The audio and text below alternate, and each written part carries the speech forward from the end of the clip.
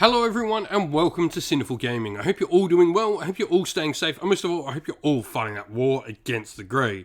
Today's video, we have a Black Library review for you, and today we're going to be checking out The Lion, Son of the Forest by Mike Brooks. And this one, as always, I like to listen to the audio version, so generally listen on Audible or the Black Library app, or just Black Library downloads.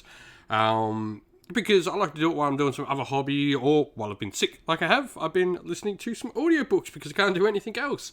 But this one is narrated by Timothy Watson, who does a fantastic job at bringing the lion to life. I think his voice for the role was absolutely perfect. But let's get chatting about the story. This is The Lion back in Warhammer 40k. And so, after 10,000 years of dreaming, locked in stasis at the heart of his home world, Lion L. Johnson wakes to the nightmare that is Imperium Nihilus. In this midnight age, the dying embers of humanity are threatened on all sides by the hungry darkness. Alone, even the Lion himself has no hope of prevailing against such evil, but there are those who would aim him in his quest. Hunted to the edge of endurance, many among the fallen knights have long awaited the day that their liege would return to them to redeem them.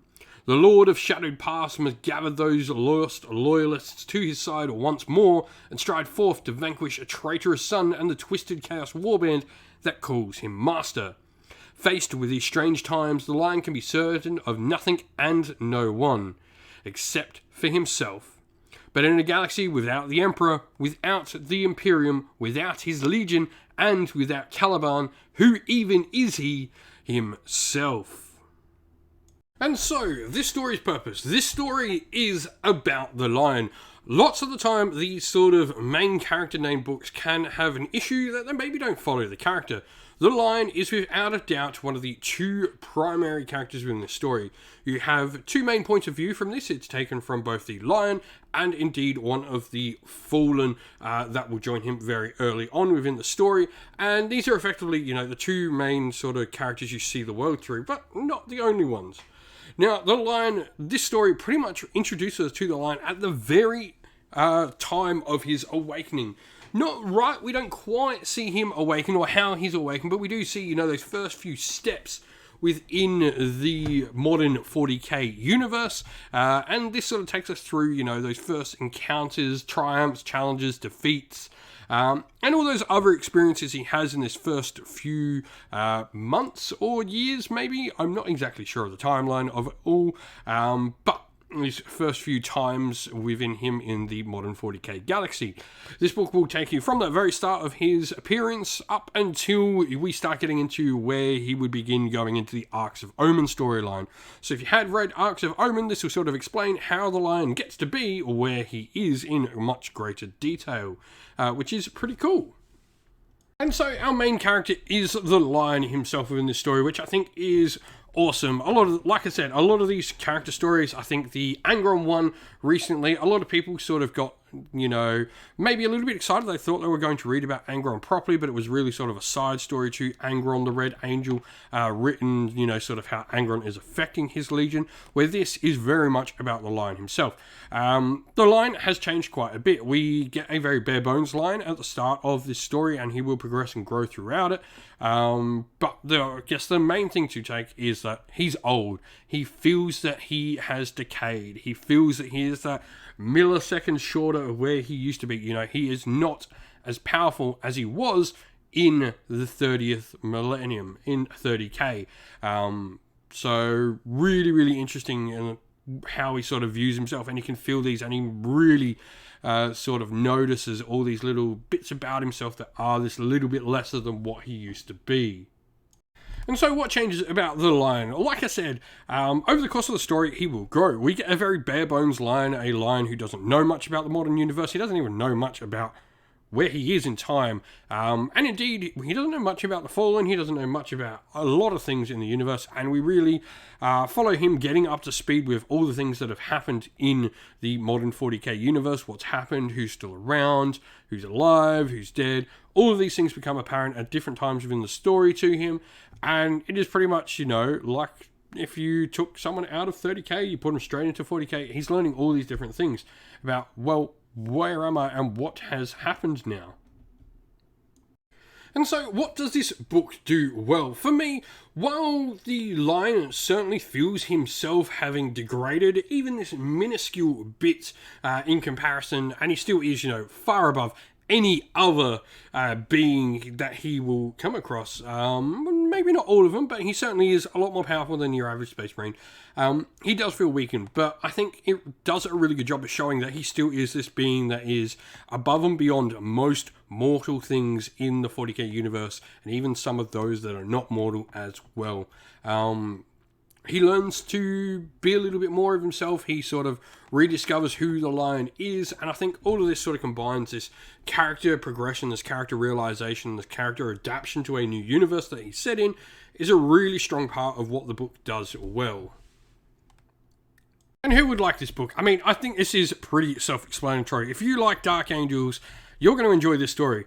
What's more, if you like Fallen as well, you're really going to like this story as well, because it really does make that differential between Fallen and Traitor Dark Angels. There is a massive difference between them, and it is really sort of pushed home within this story.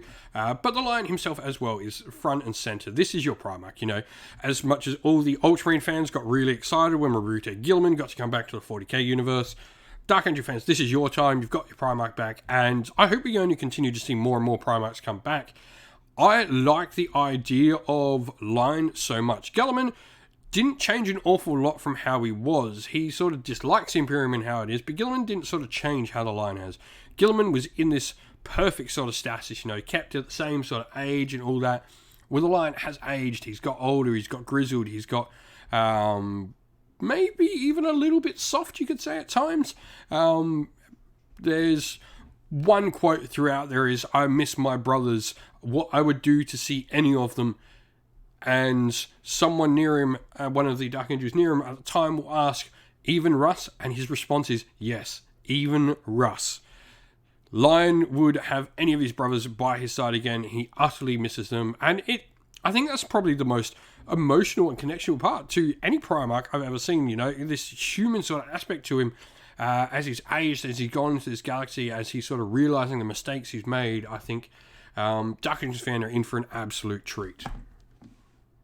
And so, in summary, this truly was fantastic. This is right up there in my top 3 for the year, without a doubt. I'm putting this probably right alongside Badloon Rising. I think this is competing with that for my book of the year so far. It was really, really enjoyable. Slow build at the start, which is fine because it properly laid down all the pieces of the story, put everything into place, set up other things that were going to happen throughout the story, and made the later parts of the story, because of all this good foundational work built up in the first third to a half of the story, made the rest of it just so easy. Once I was in about, the story's I think about 12 hours. Once I was in about 3-4 hours, that was probably the part where I maybe listened to it in half hour, 45-minute blurts. But that last part, I think I did the last part of the book in like a 6-hour session. I just consumed it utterly in that last part, and that was because of all that great foundation work at the start of it. This was really enjoyable. If you've read The Lion, Son of the Forest by Mike Brooks, let us know your thoughts on it. I'd love to hear your thoughts. This was super enjoyable, really fun to listen to. I look forward to seeing more about The Lion, and damn, is it hard to not go and start a Dark Angels army after listening to this. And so that is the end of the video. We hope you all enjoyed it. If you did, please don't forget to leave a like, subscribe, and comment down below, letting us know what you enjoyed about the video. Also, if you'd like to come chat more with me and other members of our great little community here at Sinful Gaming, we have a Discord server linked down in the video's description. Also, if you'd like to help support the channel, you can do so by one of the following ways, either by going to our Patreon or YouTube members, which are linked down in the video's description, grabbing yourself some merch from Teespring or Ko-fi stores, also linked down in the video's description, or by helping us by purchasing something through one of our channel sponsors with our discount codes, again, linked in the video's description. Now, as a special thank you to all our supporters, we'd like to give a shout out to all our Patrons and YouTube members. So thank you to our Patrons: Christian Weir, Soren, Candy Lyle, Alderan Shot First, Andrew Bowen, Cure Dynamic, JJ Austrian, Average Wargamer, Dovemere, Mark Harvey, James Cater, Benjamin Swallows, Redmine, Iron Grinch, Colorblind Magic, Grimscold, and Andy C. And to our YouTube members: Green Roots Gaming, Ronya, Lockloric, the Johnny 84, Broken Chef, Ariana Edwards, Revenar, Pink Nico Fire, Robin Mankiller, Monty's Tabletop Terrain, Davis Weird, James Tillman, Gargamel196, Disco, and John Castle.